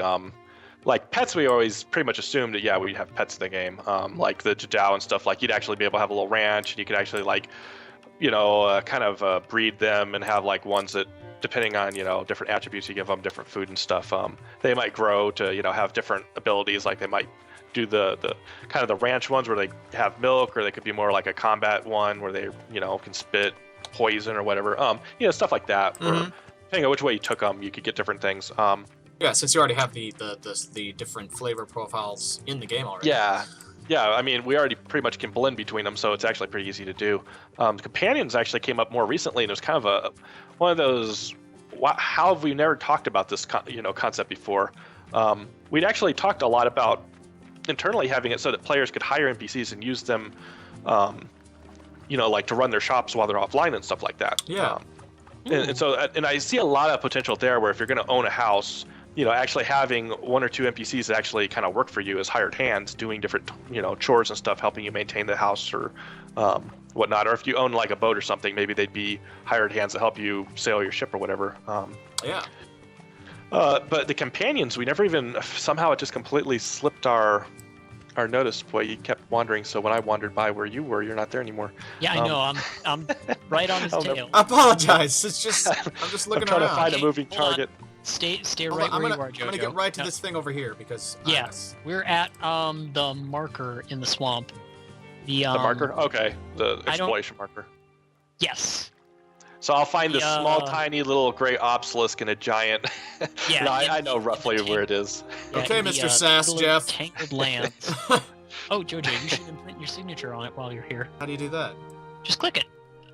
I did. It's blue. Yes. Oh, it meant like pee on it or something. I'm like, what? No, I always imagine that you like just kind of press your paw hard on it, just kind of leave like a print. Whatever makes you happy. I always pictured like the explanation markers. They don't do it yet, but as you click them, and the server actually does track which ones you've clicked on before and stuff. So if you leave and you come back, that one will still be glowing blue. But that way, like as you find, oh, here you are, I found them. As you kind of explore the world, we can have hundreds of those in the world, and you can kind of get a gauge for how much of the world you've explored by how many of those you've clicked on. And we can have like a number of like leaderboards of how many people who found the most and which ones whatnot. Yeah. Okay, so here we are. Okay. Lead me to the nearest enemy. But anyway, you were talking about companions. Companions is something we didn't really think about until just recently, and we actually had a live stream where we talked about it ourselves. Just the kind of possibilities there of being able to, design an NPC and kind of have it, not just an NPC you hire, but actually be able to design them and stuff. So some of that's actually included in the Kickstarter, but we didn't really think of it from the perspective of actual companions that would actually follow you out of the house. Like we were kind of thinking of NPCs as always being kind of stuck inside your house. Right. So it was just recently we're like, yeah, we could actually have them follow you. Like probably only one companion, one pet could follow you around out into the world and stuff. Yeah, I can imagine. Cool. I can imagine more than one would get a lot of issues. If everyone's dragging around 5 NPCs with them, that's just gonna bog our server or something. It would look like bad. 300, the movie. Yeah. And yeah, every time you go to a town, there's going to be like 300 NPCs because there's 20 players online. You know, Right. kind of kill things. So Yeah. Even my no internet connection can take that. yeah. So Are we looking for something to fight here? yeah, I'm just kind of running around looking for. I found it. I got attacked over here earlier, It's and I left very him pretty. alone. Not sure where he went. It's a very pretty swamp with all the flowers. Yes. It is. It is. It's the nicest swamp I've ever been to. Look at all these flowers. This is a lot of flowers. Now, in the settings and stuff, what was the clutter that you're talking about? Is this the sort of clutter that it's? Yeah, that the flowers and the grasses and the little stones and mushrooms are they're clutter. Same with the nice. cattails here are clutter. Yeah. I like the So light. Basically, I like the light water effect on top of this to make it like a swamp. I don't think I've ever seen that in a game. oh, like our volumetric effect, Yes. like the Very sun nice. rays going through the tree leaves. Yeah, That and the water on the bottom is just pretty. Just like it. Just gonna live Yeah. here. Well, like I told you before we started the interview, I am just so impressed, like graphically, with what you guys have, and this is still an alpha. yeah. And I mean, some people are kind of surprised too. It's like sometimes we get kind of compared to like AAA games almost, based on the screenshots, and people expect like more from us. It's like there's only like 2 of us really working on this all the time. Yeah. There's kind of only so much we can do in some ways. We're doing, and I have to focus a lot myself on the programming side of things. So we do rely a bit on like procedural geometry stuff, like the trees. I have a generator for the trees that can generate them based off templates and stuff. But Right. Well, it's constant. If it's going to be constantly changing and different and new, then you're going to need some Yeah. sort of, constantly generating thing. And, It's like, okay. I You're don't not like- cheating. yeah, I don't like using procedural geometry when it's like generating the whole world. Like Minecraft. Is it yeah, I mean, I like it in some ways, but I kind of like they're feeling like there's a history to world and things were actually laid out with some kind of artistic purpose behind them. So I like using tools when it's helping us create content, but at the same time, like I do like having a bit of a hand touch to some of it as well. Yeah. Like the swamp here was something I actually intentionally put right here, based on where they were shipwrecked and stuff. I wanted there to be this kind of a place near. And boy, we are not getting any monster spawns. It's very pretty though. We're walking through a painting. Very, very peaceful in the swamps today. Yeah, it is. As far as swamps go. No alligators yet. Can you actually see the shipwreck? Yeah, actually, if we got over there and got close to it, we could see it. Where is it? All the way back to where we came from? Oh, they're saying that you want to see the mushroom forest. Boy. Mushroom forest. Oh, the mushroom forest is wonderful, been there, yeah. but we are very far away from it. Yeah, he doesn't have any teleporters, so we'd have to do an actual run to it. Yeah. Hold on. Let me take Cheat, a I look. guess I could cheat and give it to him. No, let me take a look at my map here. Oh my. Yeah, we are in the exact opposite direction of which way we should be going. Well, I would teleport back to base camp first and go from there, Yeah. rather Should than try we, and run all the way from here. Should we all just head back then, or are It'd be we nice to gonna find at just least one monster to fight, but follow I'm just Jojo? I right really now? want to scratch something. I really do. Okay, you know what? How about we go back to the base camp and then you go into the caves to scratch something? Yeah, we're really far out, unfortunately. Yeah, I think it's time I put an end to your bizarre adventure. Look, Okay, I'll go- JoJo's I'll- Bizarre Adventure is the best adventure. We can just pop into the caves. I'll put on my lantern. Okay, do I need to go back to the base camp or the shipwreck? Yeah, The base camp. teleport would back be to that better. base camp. It's closest. Yeah. And don't worry, if scratching doesn't do enough, I have swords. And Jeff I can has make a it. hammer. I can make things blow up. A lot of people know a That's lot true. about this game in the chat and stuff, it seems. Oh yeah, Yeah, a lot of our alpha have- testers dropped by. Yeah, you have absolutely no idea how crazy populated it was in the alpha test that I got involved in alone. Very nice. It's basically a person everywhere that you could need to go. Every time there was an alpha, test, I was doing something else. I was out of town or doing something. And yeah, unfortunately that happened just because a lot of times we didn't give a lot of notice because we would only find out, okay, you know, like 3 days before the weekend, okay, we've got it. We've got all our stuff done and we're going to go ahead and do it. So we announced it like with 2 days to go, and then next week someone pops in, and we didn't have an email newsletter even until just recently. Yes. So people would pop in and be like, oh man, I missed it. Yeah. Okay. But here we are. Finally getting to This experience way. it with some guidance, which has helped a lot. I like the music though. Oh, I don't have the. I just now realized I didn't have the. There's like little bugs that pull little carts down these roads now, but I have them turned off, I guess. Yeah, I saw that in one of the screenshots for the game. Yeah. I think I turned them off because we were having a special event and I was trying to minimize server impact while we ran the special event. Yeah. That would make sense. Why is Jay so fast comparatively? Because if you hold I down am shift, sprinting. you can sprint, yeah. Oh, okay. I thought that's what you were doing the whole time. No, I was just casually walking around, looking around. What is this? Oh no, those are just decorative. I saw some ingots next to the smelter and I was like, oh, can I have these? Going. I don't know where I'm going, but I'm going. Yeah, right this way. There's the cave right up ahead. Oh, okay. I was like, what's loading? Antilia. Loading Antilia. The whole. Ooh, that's very dark. Yes, so we're fortunate that Jeff has a lantern because I do not. So if you didn't have a lantern, what would happen? It's just dark. Really dark. And you'd wander a ways. You'd probably try and turn up your gamma or something to do it. You'd probably get attacked and get eaten. Oh, okay. That's nice. Then you respawn at the entrances of cave and be like, I'm getting out of here. I like that. That's cool, though. Another element. Yeah, and it's one of those, you know... I admit I kind of cheat. I kind of stand up a little so I can get a better brightness angle. Oh, jeez. From your monitor. Mm-hmm. Yeah, I don't want to leave you guys in the dark here, literally. I lag just... Well, the good news is that it's, this is about where we'll start running into creatures. Yeah, there'll be something in this room. So you better save me if I start dying, I'm just saying. Oh, relax. I have a sword. So if it's yellow or red, it's probably going to be a little bit much for you. So I'll throw it some fire. Oh, that's right. You have fire magic, you fancy little cat. Yeah. Wait, what is... Jojo, are you... I thought you wanted to scratch something. I just have two golden swords. Oh, somebody have some sort of... Oh, do we see someone? I see something. It's over on the other side of this wall. Oh, goodness, it was on the wall. Oh, it's red. Oh, there you go. Okay, so I'm looking at it. Yeah, I took its health down quite a bit. Can I click on it and target it, or...? No, just use your spacebar to activate your skill. Spacebar, got it. Got it. No, that was all me.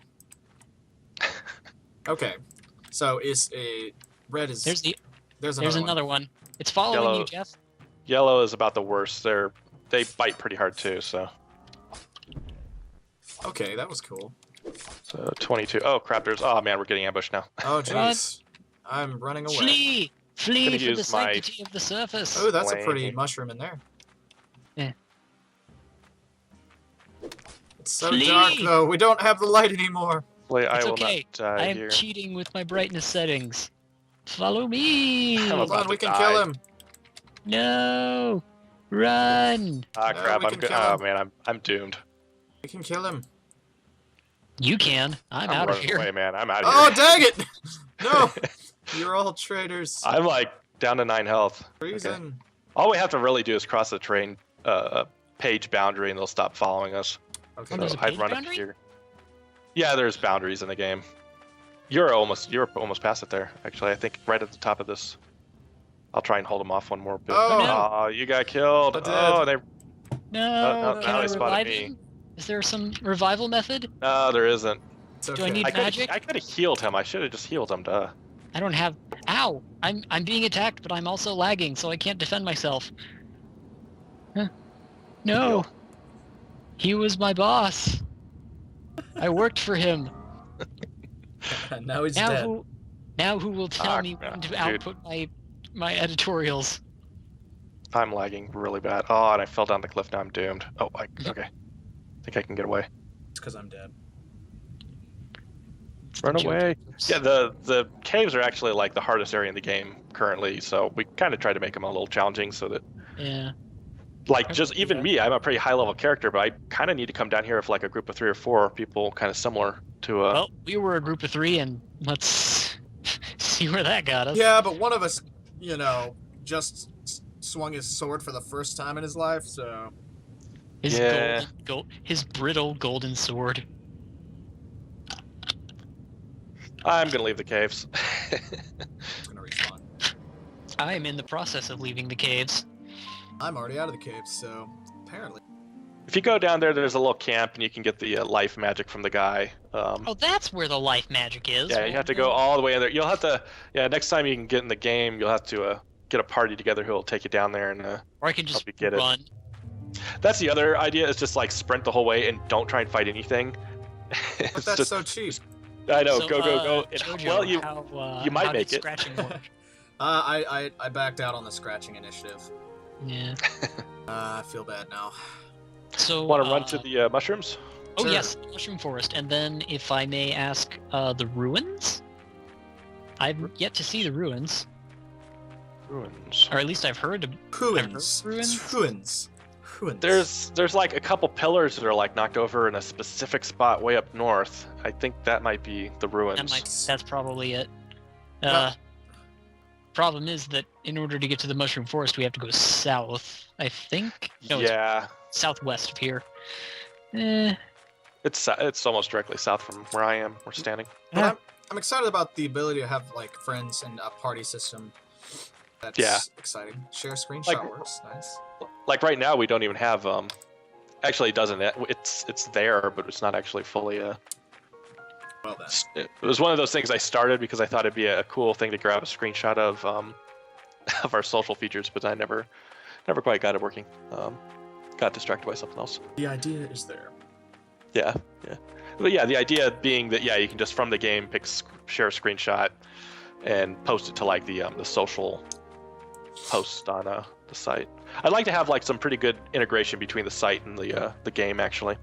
Like look at someone's profile and see their characters and click on a character and kind of see some details offline and whatnot. Yeah, that's probably Maybe some offline chat kind of stuff. Like if you're stuck at a school computer or a library computer or whatever, you can't play the game, but you can still kind of go on the website and connect with your friends who are in the game through a chat box or something. right. Exactly. And I was on the forum earlier. Is your forum account connected to your? Can you be connected to your game account so you could? Yeah, you log yeah, I in. think Yeah, it you is. log in through your forum account basically. Just all one account. Very nice. And then we were thinking about some other things, especially like if you own like a building, like an inn or a store or something, being able to kind of manage it through a little website would be nice, like something you could even use to like a iPhone or something. Yeah. If I may just bring out a little aside here, for future note, Jojo, if you go right of here, against the mountain, I think, just past those rocks is an iron deposit. So that's good if you ever want to get into smithing. Good to know. Look at that. It's one of the little hidden gems that really only other people who have found it would ever be able to help you with. Well, you just told 30 plus people, so. Well, congrats to you all. Spoiler you'll alert. probably. Well, here's the fun thing. Antilia is still an alpha, so it might not be there when you get there. It probably won't. It's probably going to go underground actually. I want all the minerals really to be underground. With the exception of like I was talking about yesterday's live stream. I was talking about the changes we're going to make to the mining, smelting kind of stuff. So I'd like to have it so you can get samples of dirt and stuff from like creek beds and then take it back to like a mining station and pan for gold and whatnot. Ooh, Yeah, I like that Mining, idea. smelting more interesting than just pick at a rock, but actually be kind of a gather I'm ashamed to rock admit and that dirt I don't watch the samples. live streams as much as I should. Oh, that's okay. I have archives of, if anyone's interested in seeing them, we have them, all but one of them are on YouTube in a playlist. One of them, I was new to Twitch and I didn't understand the whole, it's Save not them going to now, save it it's forever. gone forever. Yeah, Yeah, some of our staff realized that too, Jay. Yeah, You're like right. a day later or two, you go back and it's like, it's gone. But, well, where's the archive? And it's like, no, it's gone. It's gone forever. No. Yeah. It's here for a week, then you better save it. Yeah. Yeah. So now I don't trust it. As soon as I finish any live stream now, I immediately get it on YouTube. I just, even if save forever and Oh yeah, same highlights. with, I don't trust it. oh yeah, same with the that weekly show that I was talking about earlier, which Yeah. I have now inherited, strangely enough. So, coincidences, they happen. So here we're coming up on kind of the open grasslands down here, which have these kind of cool rock formations in them. I've never actually been to this part.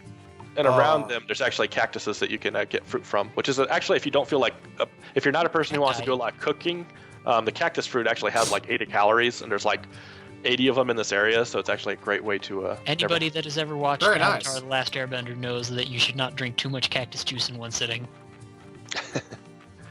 Oh, okay. They're smaller than I expected. I know, you're so, like I said, you're so used to everything being so big here. I'm gonna take a couple of these fruits, and then activate this teleporter for future use. That's what Yeah, this is. Okay. Yeah, if you click That's what on it, it's then it'll add it to your teleporter list, and you can come here directly from now on. All right. Yes. There, now I can use it.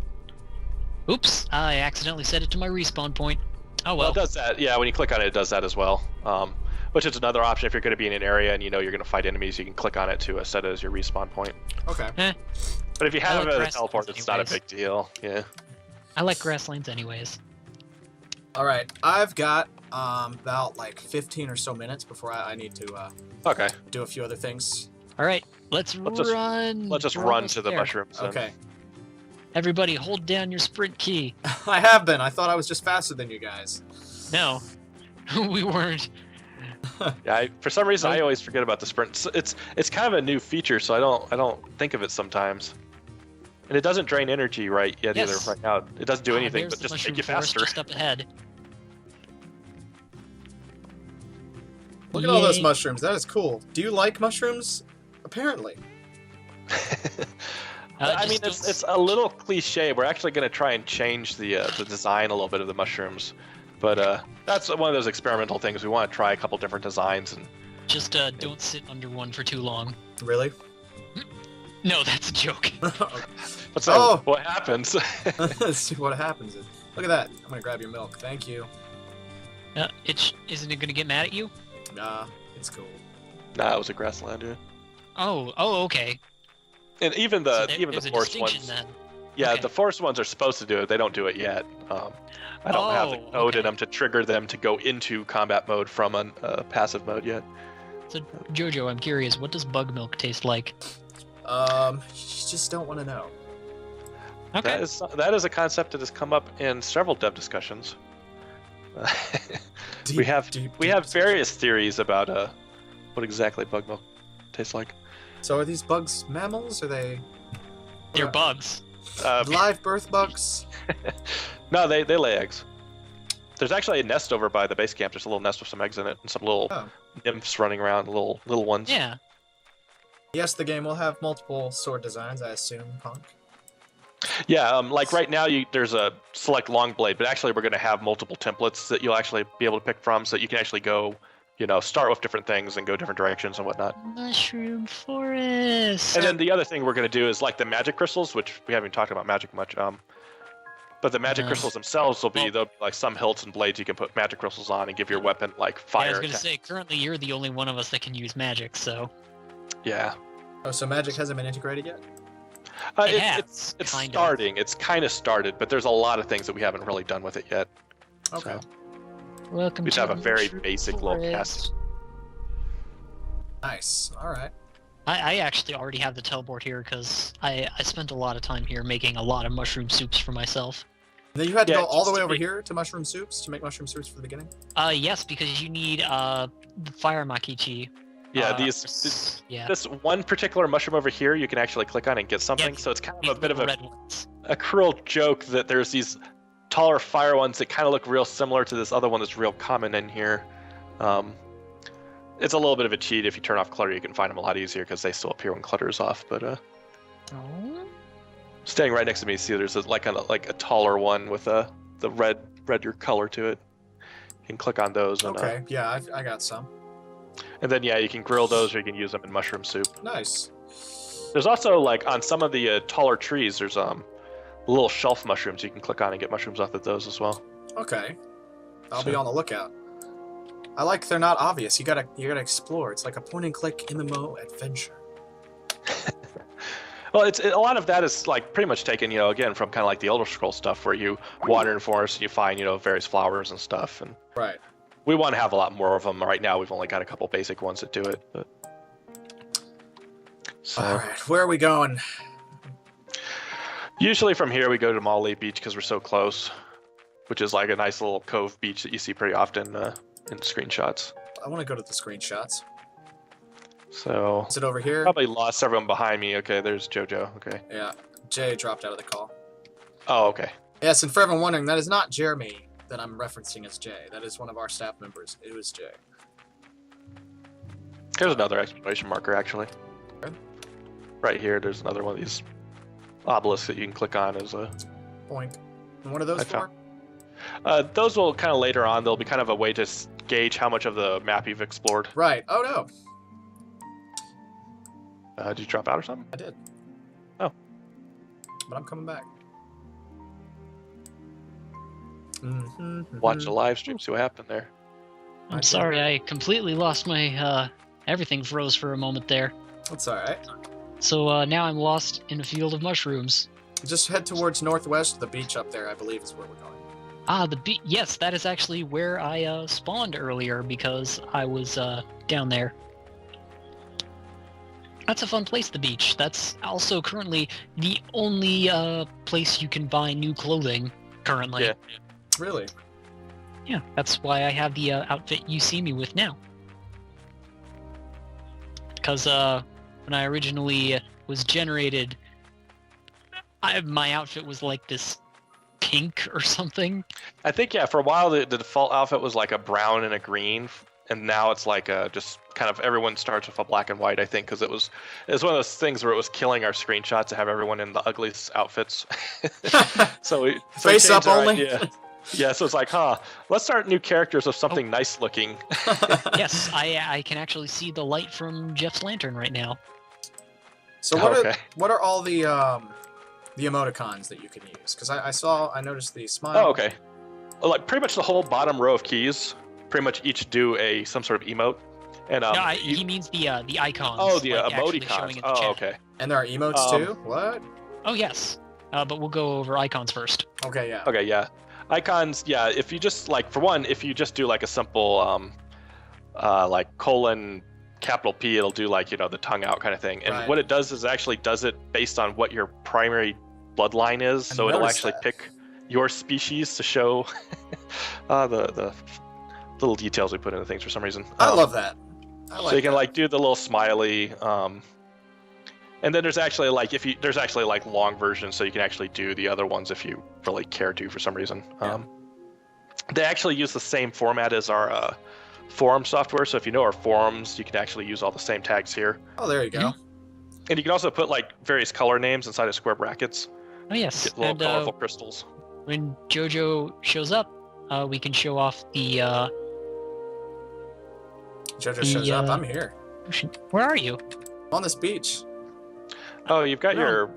Yeah, I don't... Oh, you're at the beach. I'm at the camp, I think. Oh, I'm at the camp too. What?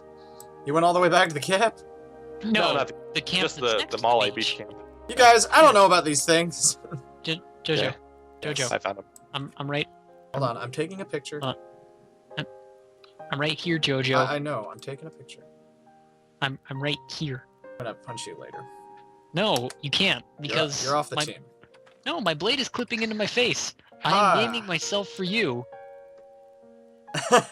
You're waving. How are you waving? Yes, that is the Oh. N key. You press and hold. Hold on. So yeah, you press and hold most of these to make them work, and you can actually combine a lot of them. They'll actually combine, which is kind of fun. Like you can. Oh, I know you're going to love. Whoa. You're going to love basically B through X. Because they're just cute little touch ones. Oh. That's adorable. And yeah, we actually have like some decent little facial rigging going on. So we like to, like, if you talk to an NPC, they'll actually, some of them do like talk and emote as they, say things. But we'd also we've kind of been talking about this idea of actually doing like some sort of voice generation and stuff. Getting, NPCs that we can't do voice acting because we're going to use a lot of like generated script.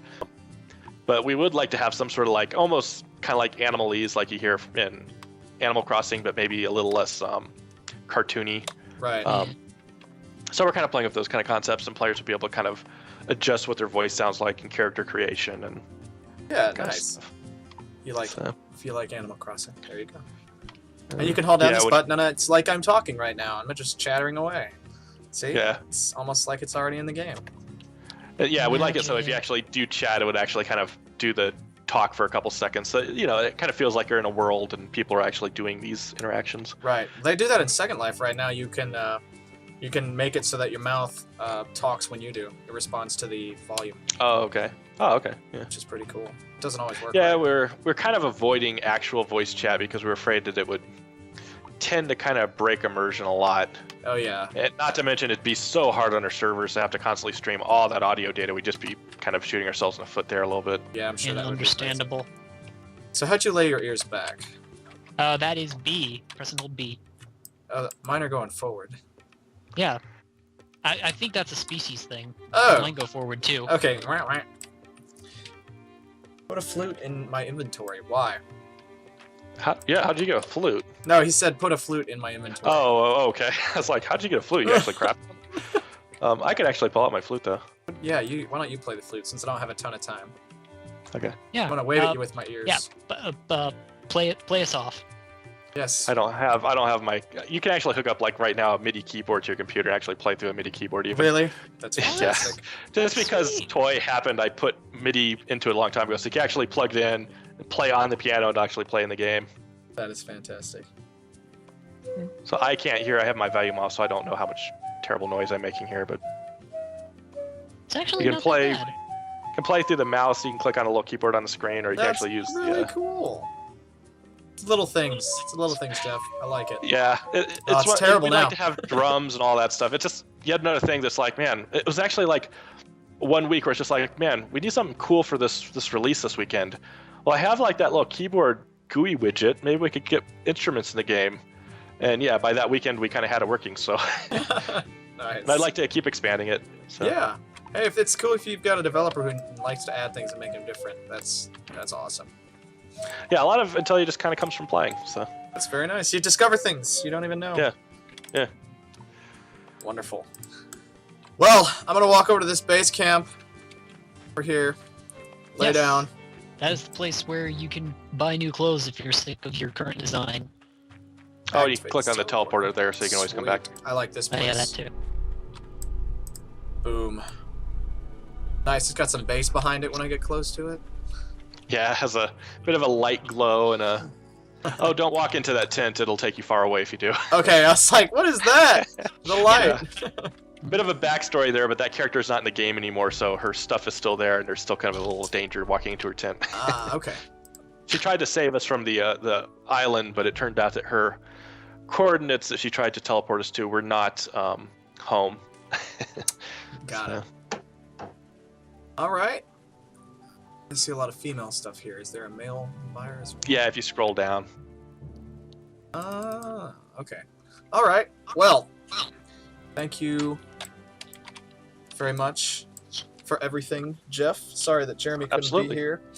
Yeah. We're very excited about the game. I'm sure we'll be able to join in and hop on an alpha test, and as soon as y'all get things going, we'll have a lot of people over there playing it. Sure. Yeah, Oh, cool, yeah. great. Absolutely. Very much looking forward to what you guys do and getting out, if we can, a review once you're all finished. Yeah. And Or and least- if people At least. check out the Kickstarter they've got going on as well, and any other further endeavors they take on. I'm sure they love your money of any sorts. You will fund the Kickstarter. Anyway, thanks Yeah. everyone also who's come from the community over there over to watch us. I hope you'll check out our website if you haven't before. It's gamingforever.com. Thanks for watching. Absolutely. We will post this on our site if you came in late or just coming now. We will absolutely post a video of it to our YouTube and to our. Hooray! Yes. All right. Thanks Thanks again, for Jeff. having me on the show. Yeah, thanks for having me on. No problem. Yeah. Thanks for having us. Yeah. So this was a great fun. opportunity for all of us. Yeah. All right. Peace out. Thank you very much, guys. All right. That's the show, guys. Thank you for watching, and we'll see you next time.